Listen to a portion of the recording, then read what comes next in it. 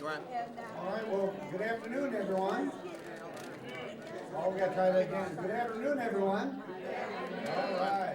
It's like class. I've got to get you kind of excited. Well, it's great to see everybody here today. For those that don't know me, I'm Ray Kaminsky, president here at Jefferson College, and it's my privilege to welcome you to a very special program today. For those of you who have been through the series with us so far this spring, you know we've been celebrating the college's 50th anniversary, and the actual anniversary date just passed us a couple of weeks ago. And just sort of the point of clarification, you know, 1963, a vote was put to the people of Jefferson County, and by a true mandate of the people, I think it was 58 votes, the decision was made to form a junior college district, and Jefferson College was born. So we've been celebrating, yeah, absolutely.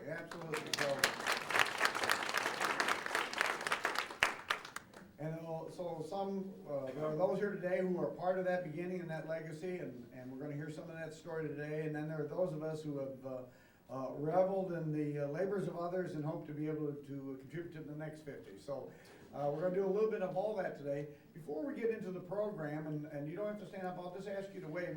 We've got some select groups here today, so very quickly, how many people in the room, by show of hands, are alumni of Jefferson College?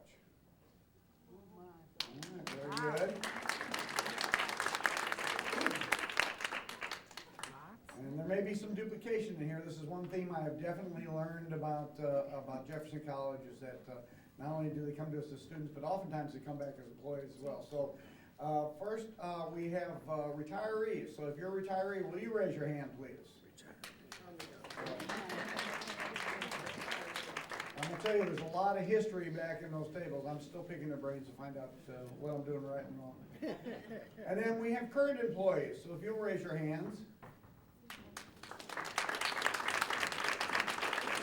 Well, you see we got a lot of history here from Jefferson College. I do have to mention we also have a trustee here, John Winkleman. So you got to raise your hand, John. You're the one. He's my boss. I got to make sure I mention him along the way. But the point of the celebration here is to really recognize and acknowledge the importance of what's happened in the history of Jefferson College and what that means for us today. And you know, as I look around the room, of course, we see Dr. Henry, former president, who, was here at a time of great growth for the college. We've got the Hausers here who were early stage students, but sent their children and grandchildren here and still support the college. It's all great. Jefferson College means a lot to the county, and it's had a lot to do with their growth and development. As I told the Leader newspaper, and by the way, if you didn't see last week's Leader, I'm going to encourage you back, because they did a wonderful article on the 50 years, about a 20-page spread, and really told a great piece of Jefferson College history. But as I told them, when I was interviewing for the job and was first hired in, they talked about this being the jewel of the county. And I didn't appreciate what that meant until I got here, because now I understand what that jewel means. And in a sense, what we're celebrating today is the formation of that jewel. So I can't give you all my comments for tomorrow away, but I do want to mention a couple things. Of course, our celebration continues tomorrow with the birthday celebration. I'm hoping you're able to come for that. And I'll mention at the wrap up of the session a little more about our Jazz and Jeans fundraiser. But what really struck me is 1963, how the world has changed. So a couple of things to point out here. And I got this off the internet, so these terms aren't mine, but the hotties and fashion icons of 1963. Elizabeth Taylor, Jane Mansfield, Audrey Hepburn, Brigitte Bardot, Sophia Loren, Doris Day, the recently passed Annette Funicello, and Kim Novak. Will somebody tell our younger folks who those people were? They're not going to know who they were. Time Magazine's Man of the Year was Martin Luther King Jr. The big celebrity death that year was Patsy Cline. Unfortunately, it was also the year of the assassination of John F. Kennedy. But more to modern day things, and by the way, this doesn't have the mystique it used to, because with cable TV and reruns, most of my kids know most of these shows now, but I was looking at songs and TV shows that were popular. Beverly Hillbillies, Bonanza, Dick Van Dyke, Petticoat Junction, Ed Sullivan. So a lot of names, a lot of very familiar names. Many of these you can still catch on nighttime TV. And songs in '63 included Go Away Little Girl by Stevie Lawrence, Walk Like a Man, The Four Seasons, It's My Party, Leslie Gore. Yeah, people who are nodding, yeah, I remember these. We're telling you right in. But you can see times were changing. So later in the year, Surf City by Jan and Dean, My Boyfriend's Back by the Angels, and of course Dominique the Singing Nun. Right. Don't know that any of those would fly today, but it's worth it. So 1963 was a different time, a different perspective, but out of that came Jefferson College. So it's my privilege to introduce to you our Director of Marketing and Public Relations, Roger Barrantine, who, as part of his charge for helping us celebrate 50 years, has put together a wonderful retrospective of the early years of the college, and I think really helps tell the story and put what we were just talking about into perspective. So would you please help me welcome Roger Barrantine.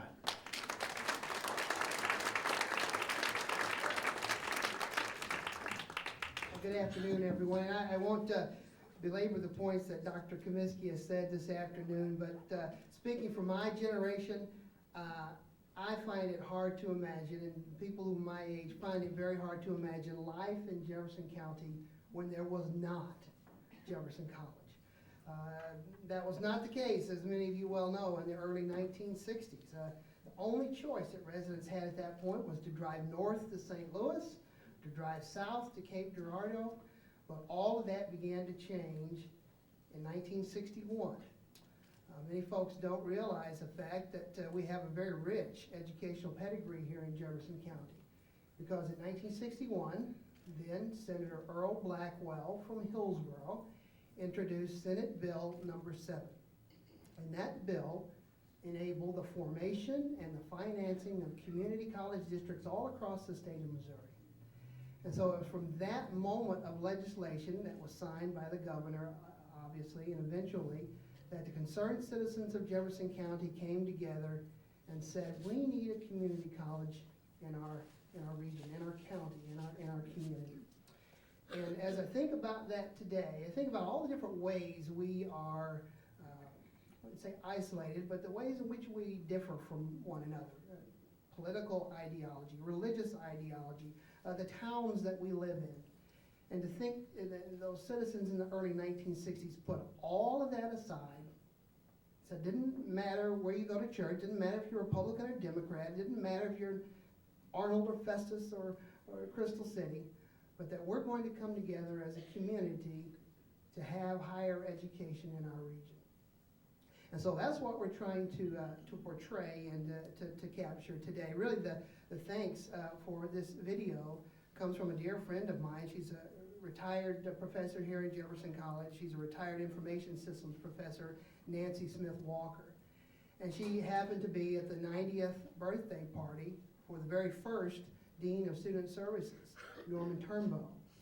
And the idea came to her that, time is passing, and now would be an opportune time to sit down and to visit with those folks who have been really instrumental in the formation of the college. This was the spring of 2012. And so after she gave me a call and kind of put that bug in my ear, I said, let's wait just a bit on that thought, because we knew that 2013 would be our 50th anniversary. And so we really began to move in earnest this spring to talk to a number of folks in which you're about to see here in just a few minutes. We talked to former students, we talked to some of the first faculty and staff members, we talked to early administrators, and each of them really gave their own perspective in terms of what happened in those first early 10 years of existence at Jefferson College. So the purpose of our video today, it's a retrospective video. It's not necessarily to give you every single blow and detail and twist and turn, but it's really meant to give you the human perspective. It's how individuals reacted and literally lived. They lived the history that we go through. It's through their memories, through their stories, through photos that we have, and they talk about the history in those early years. And so we have a number of folks who you're about to see on the video. I'd be remiss if I didn't introduce them and thank them very much for their time to sit down with me and the crew at JCTV and speak with us. They include Richard Bell,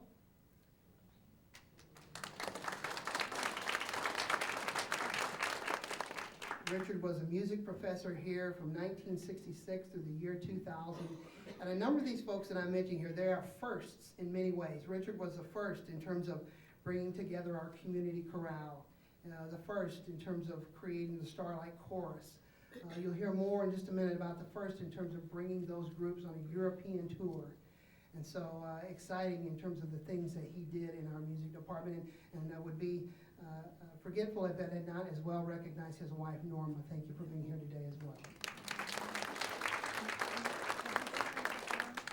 As I go alphabetically here, another very important first, Dr. Ray Henry, although he was not the first president of Jefferson College, certainly a number of impressive things happened under his tenure. The college literally exploded in terms of growth in buildings and students. First in many ways in terms of being, in 1985, the single fastest growing community college in the state. And so many firsts were created under his tenure from 1970 to 1989. And again, his wife is with us this afternoon, Betty. Thank you very much.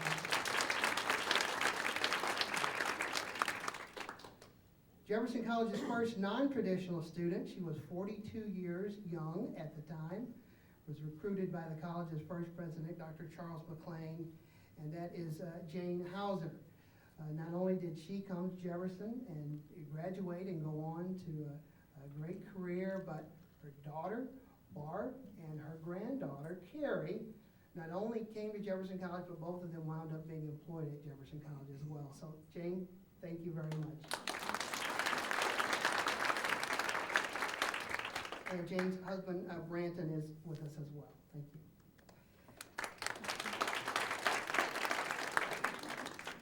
Last but not least here was Paul Moore. Paul did a number of things that were firsts. He was one of the first speech and drama professors here at Jefferson College. As I counted, he was the first dean of arts and sciences at Jefferson College. Many of the things that were done in terms of drama and productions were really came from the mind of Paul, and so he was here as an instructor 1965 to 1968, and as an administrator from 1968 all the way through 1989. And Paul's spouse, Alvella, is here as well, so thank you both for being here. Some of the other folks that unfortunately were not able to be with us today, but that I want to quickly thank, and you'll see here momentarily in the video, included Robert Bob Ropey, the college's first food service director, 1966 through 2001. Ron Counts, yes, that is Mayor Ron Counts, maybe you know that name, was a student and graduate of Jefferson College from 1964 to 1966. Robert Francis, who is with Midwest Regional Bank, was a student in 1966 to 1968 and was the first in his family to go to college. As well, Mary Gans, who was a student of 1965 to 1966. Anita Jameson, who was a student and graduate from 1964 to 1966, was the first African-American graduate from Jefferson College. Additionally, Debbie Jerpak was a student and graduate from 1964 to 1966. Her first was the fact that she was the first editor of the student newspaper, the Harbinger, and she was one of the first student senators that we had at Jefferson. The first college employee at Jefferson was its first president, Dr. Charles McLean, and he was here from 1963 to 1970. Additionally, one of the first coaches that we hired and the first athletic director was Harold Edding, who served from 1966 through 2002.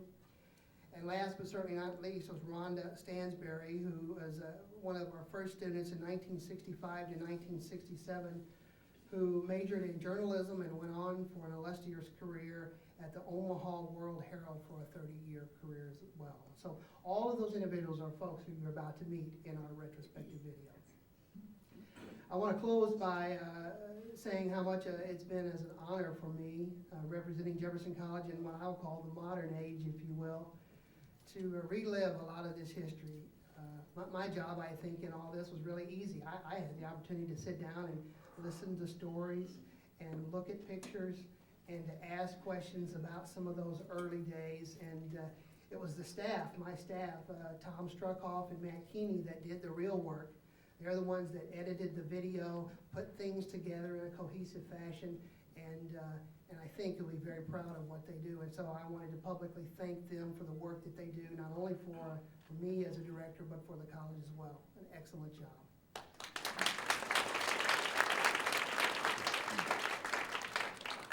Also want to quickly thank current Jefferson College President Dr. Comiskey for believing in this project, for supporting us from the get-go. When we first approached him with the idea, he was absolutely enthusiastic about reflecting on the history of the college. And so as my boss, just as his boss, John Wiggleman, to my boss, thank you for the ability to be able to do that. And lastly, all of this, today's celebration, all of the things that we've been doing in terms of honoring and celebrating Jefferson College's 50 years of service to students in our community would absolutely not be possible were it not for the many, many hours of work by the anniversary committee. And another member of my staff standing in the back of the room today, Amy Coombs, has done an amazing job of helping us put these together. Please let's join me in giving her a round.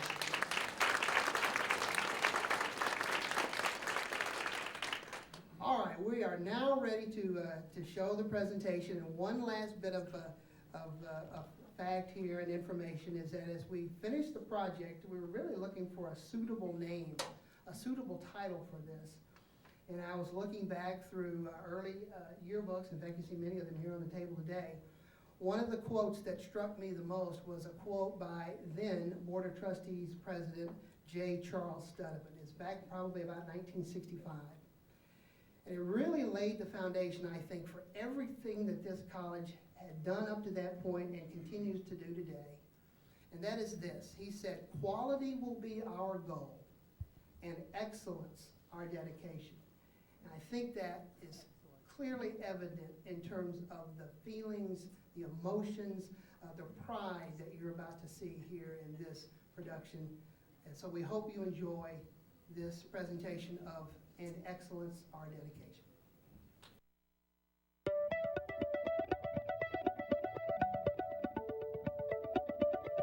We were kind of like ducks out of water. This was a whole new thing for us. Higher education was not a tradition within our family, so I was somewhat of a pathfinder. I was frightened of college. I didn't know what to expect. The district was passed by less than 1% on a simple majority. I think it was, somebody said 58 votes. So we were off and running. I could see, the potential for what was going to happen here. It was just exciting from the ground level, what's going to happen next with new classes.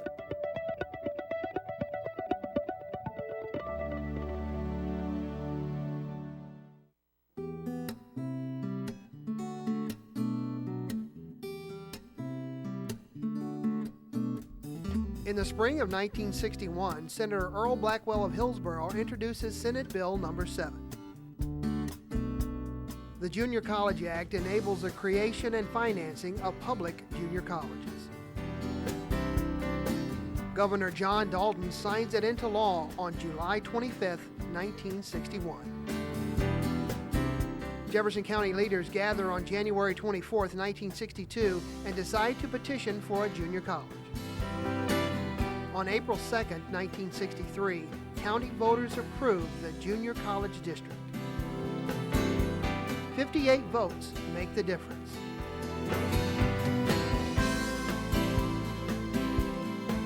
That same day, county voters elect the college's first 6-member board of trustees.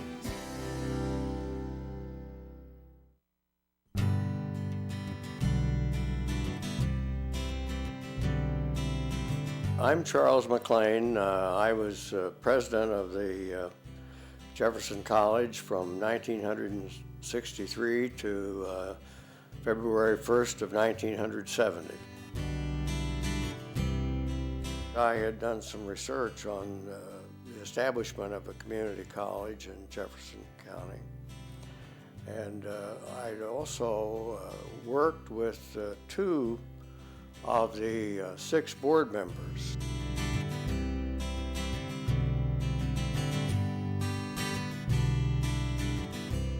I took a person down, it was a friend, whom I won't identify, to meet Matt and to as a possible candidate for the college job.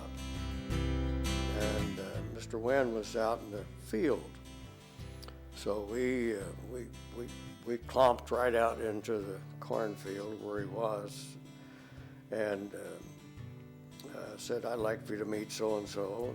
I think he's a possibility for your new president." Matt said, "Well, don't know about him, but he said, if you're interested, I'd vote for you." So I guess that was kind of the planting of the seed.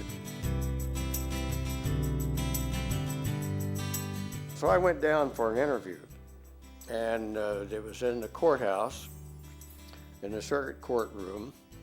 They hired me, 4-2. I had a 4-2 vote. Senator Blackwell and Mr. Stolveson voted against me. And Stolveson didn't know me, but I guess he was close to the senator. About 3 months after I was there, he called me down to his office. He said, "McLean," he said, "I didn't vote for you," which I already knew. But he said, "You're going to make it." And he said, "I won't attend many of your meetings," but he said, "You have my proxy, and when you need my vote, call me."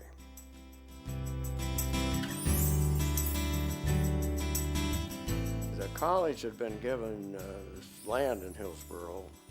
A couple of persons from St. Louis by the name of Lubin Mulaski had offered to give 130 acres, roughly as I recall it. So there was a huge tension between Festus, Crystal City, and Hillsboro for the site. I knew that Hillsboro was probably going to get would be the site because of more of a central location at that time, but it was not an easy victory. I didn't have much time for celebration because there were so many things to do, and we had accreditation issues, faculty, all those things were just boiling, or if you will, and we had to take care of the store, as they say.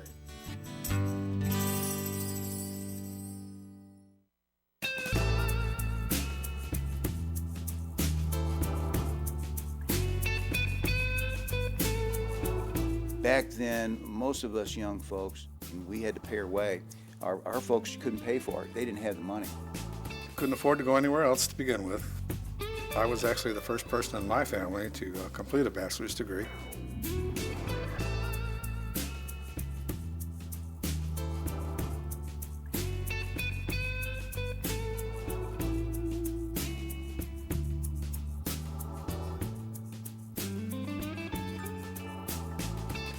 Most people couldn't afford to send their children to college. A lot of kids were able to do this because it was relatively inexpensive, and so everybody was thrilled that they were going to get to go to college.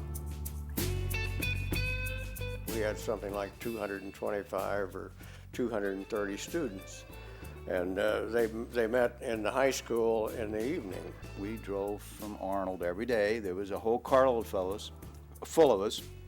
And we drove Highway 21. Now, that's the old Highway 21. Back then, it was called Blood Alley. Back then, when you came to school, we carpooled. When the first person had class, we all came for the first class. We stayed till the last person had a class. So we might be here from 8 in the morning till 6 in the evening. And so when you do that, you get to meet a lot of people because you're here all day.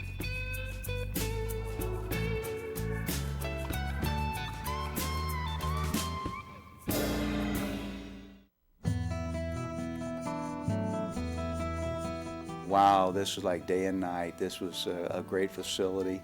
It was really It just seemed more professional. At this point, we felt like we was really going to college, you know. There was a lot of fields because there was only one building, and the Student Center of today was the original building.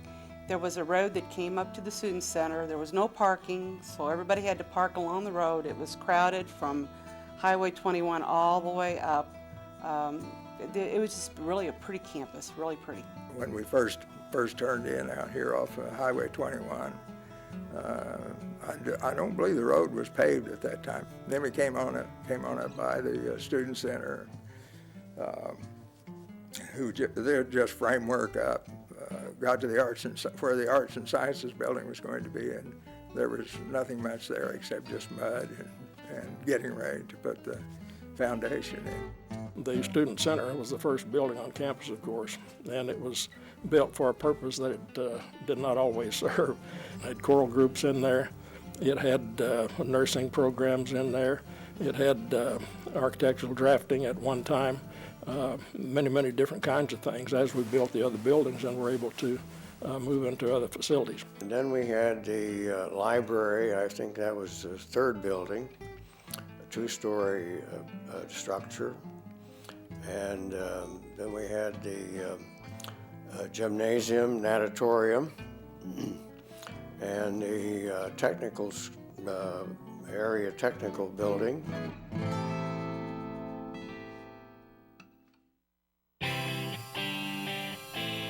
It was an exciting time for us because we were establishing tradition every time we did something.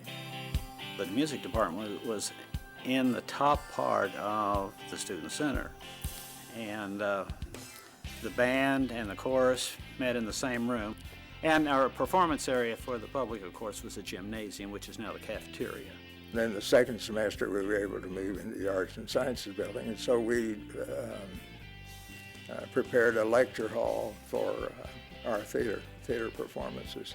There were really no areas for creating sets for shows and that kind of thing. In fact, the first theater production that we did all the sets were prepared in the basement of my home, and then we moved them over here and set them up.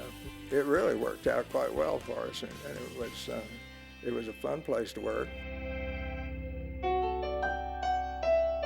The Fine Arts building, the foundation had been poured and the footings, and it was just starting to go up when I came here.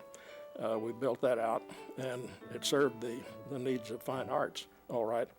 But during its life, before we got other buildings, we also had the TV studio out there. We had the law enforcement program under the stage. Obviously, I would have been tremendously interested in everything that was happening related to that facility, so I was over there every day.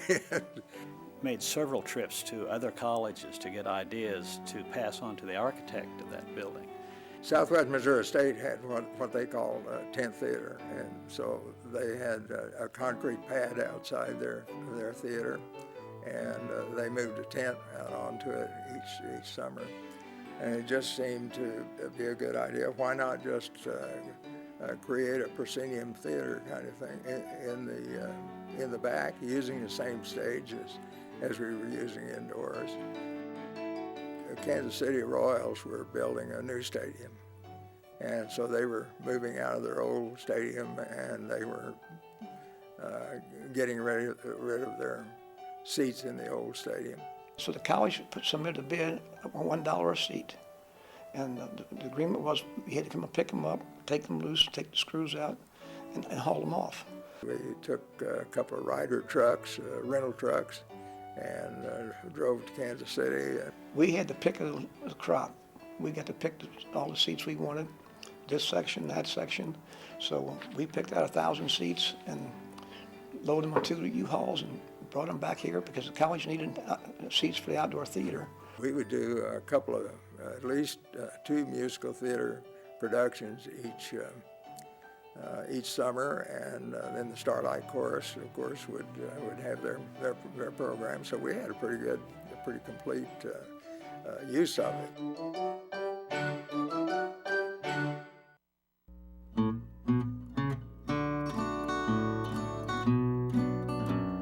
if I'd written a script of wonderful things I wanted to happen to me in my life, it would parallel just reality, what happened to me here at the college. The ability of a person with a disability just to have the trust that they endowed me with to come in here and do what I did, that was just an incredible thing. Dr. McLean was hiring faculty, and he was in Jeff City, and he ran into a gentleman who was working for the Bureau for the Blind. And by chance they got together and talked, and this gentleman said that he knew me and thought I might be a good fit because I had built a reputation of harmony in the workplace. And my wife and I rode down one day and we met, and we just seemed to click. And I said, Dr. McLean, I have no experience in food service. He said, good. He said, I don't want a food service operation like a school or anything where people are just shuttled through on an impersonal basis and then they shut the door and they're gone. So he said, I want you to try to create like a refuge for these students where they can relax. And I said, that's what I'm good at. So that's how it started. He hired me there. The first couple of years, there was very few students here, and it was very slow, but it gradually grew, and then it proliferated, almost grew exponentially in the early 70s. And I had requests, and the board approved me to ship food out of the cafeteria to serve the senior centers in the county. They had just opened up Meals on Wheels. And the board had agreed with, that was Dr. Henry at that time, that this would be a good thing for the image of the college, food coming from the college to seniors. So at that time, since this was growing, I established my own business and became into corporation. That arrangement, it benefited everybody. The revenue I was paying to college was $50,000 a year in rent and commissions, so it benefited the college, and it benefited the students because I had the financial resources to give back to them, for their support. We had the Brophy Scholarship for 20 or 25 years, about $25,000, full scholarship. And then we added books where it was needed. If someone couldn't buy the books, we would buy their books for them. In 1973, the Student Senate, with whom I had been working, they petitioned the Board of Trustees to officially name the food service Brophy's Place. That was probably the highlight of my career here. I had built such a rapport with the students, and we had created a refuge for them in the cafeteria. The students would come down to our place, and they might have failed a test, broke up with a girlfriend, the stress, and we took care of them, gave them solace, gave them food, and helped them through their crisis. The students really changed me when I came here. Their enthusiasm, their energy, and their sense of humor, it was just incredible. And that kept me young.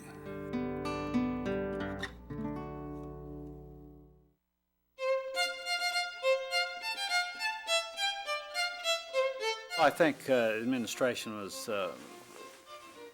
looking forward to growth and establishing an image for the college, a name, if you will, a focal point, getting away from we're just a simple junior college with 2 years and we don't have many classes or teachers and we're not very big and so on. Because of the vision we had of actually reaching out in the community more with music, we thought of the Starlight Chorus as being a summer group where lighter repertoire was used, basically Broadway musical things. The community chorale came along about 5 years later. We started that as rather small, as everything started out small with us at that time, in DeSoto at the First Baptist Church. The college sponsored it, but you couldn't get college credit for it at the time. But we had a good turnout. We held that class there for 2 years. Then we sang 2 years at the First Baptist Church in Festus, Crystal City.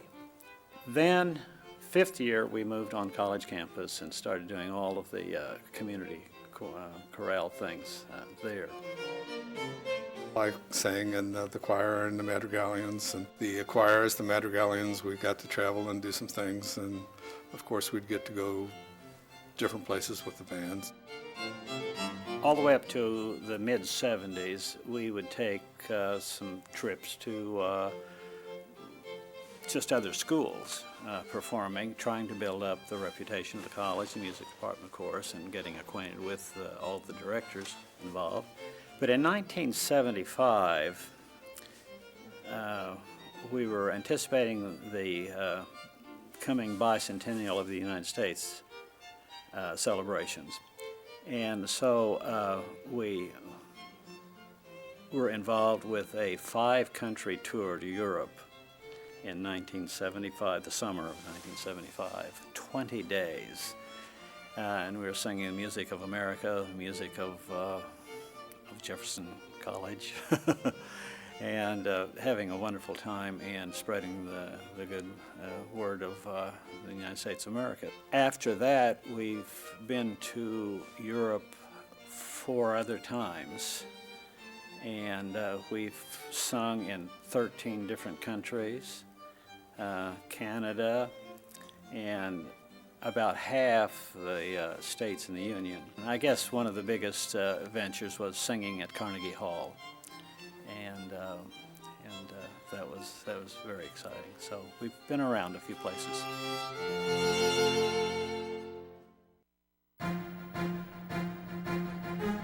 I was teaching in the Festus R6 School District, and it was in the winter of '66. In January, I was offered a position at Valparaiso University in Indiana. Word got in the community I was leaving, and one of the businessmen from Festus called me and said, Harold, he said, they are going to hire a coach at Jefferson College next year. He said, I hate for you to leave the county. Why don't you apply out there? And I said, well, I'm pretty well set next year. And he said, well, why don't you give it a try? He said, I think there's going to be great potential out there. So I checked into it, and lo and behold, I wound up right here at Jefferson College. First year on campus with the basketball team was 1965 and 66. And we had no place, no gymnasium. We had a 70 by 40 tile floor in the student center. We had to find a place to practice and play games. After they hired me as assistant basketball coach to start a baseball program, they felt there was a lot of need and interest to get baseball started on our campus. After that point, they said, we're going to sit tight for a few years until we get facilities and get things in order. When they opened the field house in 1969-70, I can remember our opening game. We played Moberly, and we had these fancy incandescent lights. We had Anna Gamble, was Miss Missouri back then, and she sang the national anthem. We introduced the lineups, we turned on all the lights, and had the spotlight, big spotlight on the national anthem, Miss Missouri, and players. And lo and behold, we went to turn the lights back on, and they were the incandescent. They were the fancy new lights out, new style out. And it took 10 minutes to warm up. So we all stood there for 10 minutes looking around, waiting for the lights to come back on. But the bad thing is we lost by 3 points. They estimated the crowd at 2,200, and it was a tremendous evening.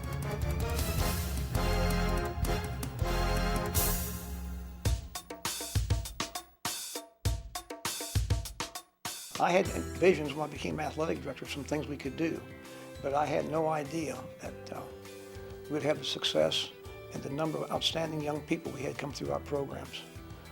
And I credit that to the coaches. You know, we had some great coaches. Joanna Springer was a volleyball cheerleader out here. She'd come by and say, Coach, when are we going to start volleyball?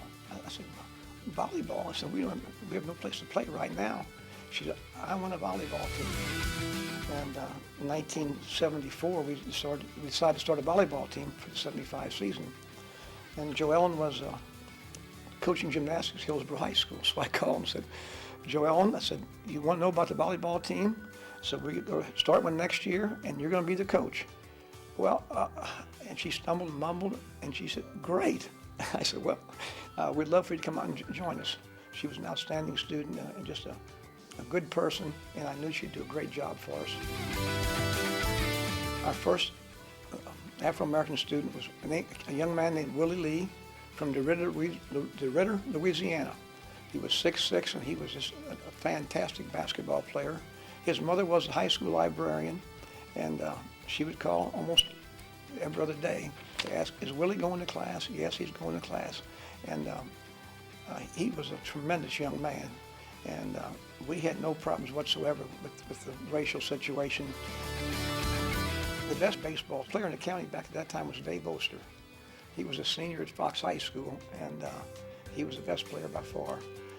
Once I signed him, a lot of other players fell in line because they knew we'd have a viable team and we'd be competitive, and he did a great job for us.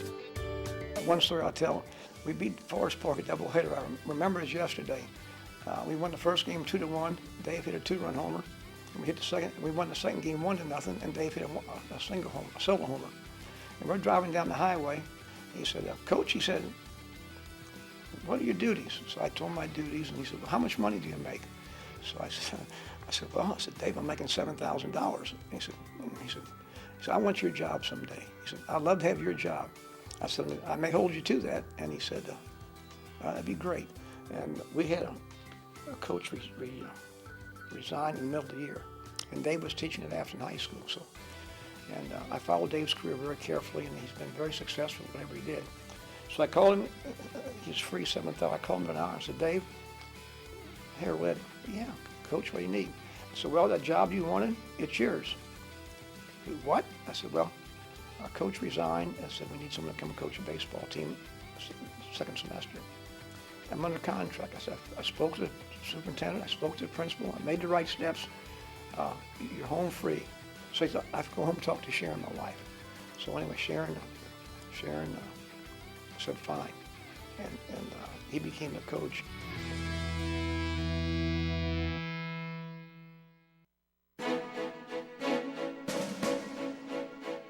I'm Dr. Ray Henry. I was president of Jefferson College from 1970 until 1989.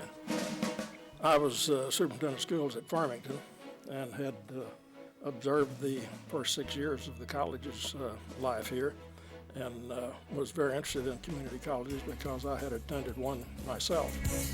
Dr. McLean and I were in graduate school together at the university. I knew him, and as a matter of fact, when he got ready to leave here, he told me that he was leaving and suggested that I look into the situation here. The second year I was here, we had a 29% increase in student enrollment, and consequently, the growth surprised everybody. My first year, it was unfortunate we had to let some faculty and staff members go, close some positions because the financing was not there. But things began to grow. We began to work with the legislature. I was able to get some emergency funds through the legislature to help with some of that. And we started putting classes everywhere we could find space. The people in the district were good to approve bond issues. And there were, the first bond issue when Dr. McLean was here, and the second bond issue amounted to about $4.5 million, I believe. The early facilities lent themselves better to arts and sciences programs, the classroom types of things. The beginnings of the adult education program were there, and the vocational programs had started, although they were very limited. I think we had about 9 programs at the time. But the need to expand in that area was very obvious. We started the LPN program, practical nursing program, in '71. A couple of years later, we started with the RN program. We had some fire science technology. The law enforcement programs came on a bit later. Machine tool technology, robotics, laser technology, electronics. we're very fortunate in the electronics area to get some grants of equipment. We had a lot of good help from those sources to get the program going. And the people in the district, I think, appreciated that, and our enrollment boomed.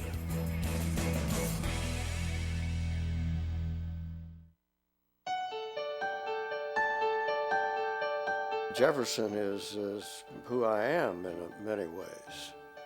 And the things I learned there, the experiences I had, and the wonderful people that helped us develop. I must say that I left my heart in Jefferson.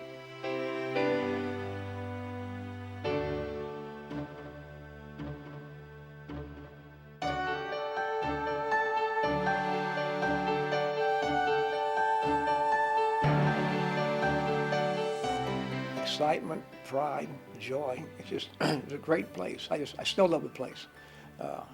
It makes me feel good. You know, Harold, you were at Jefferson. Yes, I was. I'm very proud of this place, and I just can't believe how we're continuing to grow and grow and grow. I've been retired for 10 years, and it seems like more and more great things are happening every day. I could talk about the young people, but the adults particularly. There were a lot of the adults that had not had an opportunity to go on to college got their opportunity here at Jefferson. Students that were almost as old as I was in some instances, and delightful people to work with because they were eager to learn. They were here because they wanted to be here.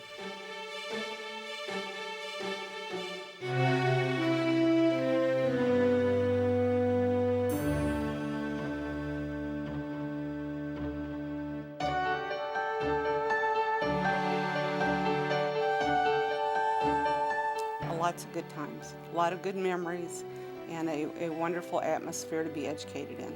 There was an opportunity to really somewhat reinvent yourself too. You know, you're such and such person in high school. You know, here's a chance to do things differently than you did at that stage, and the opportunity to be here and learn new things, meet a lot of people from different places. The institution has had more than 100,000 students enrolled over the period of its history. They have provided law enforcement people, they've provided firefighters, they've provided nurses, they've provided secretaries, they've provided business managers, teachers, coaches, all kinds of people for the community.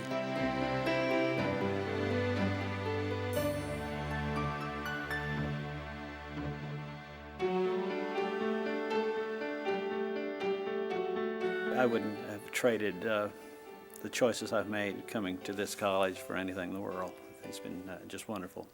It's an unbelievable kind of venture that has turned out just wonderfully. There wasn't a day in that period that I didn't want to come to work. If I had to sit down and write a script of what wonderful things I would want to happen in my life, I mean, it happened.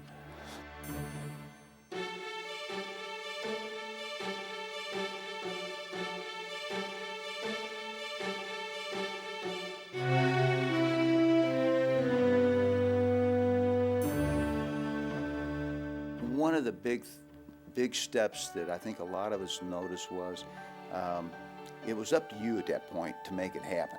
When we walked in the door, it was still a big thing, but the responsibility was upon us to make it successful. On the seal, the Populi Scholae is a people's college, and so I did come up with that, and I still like it.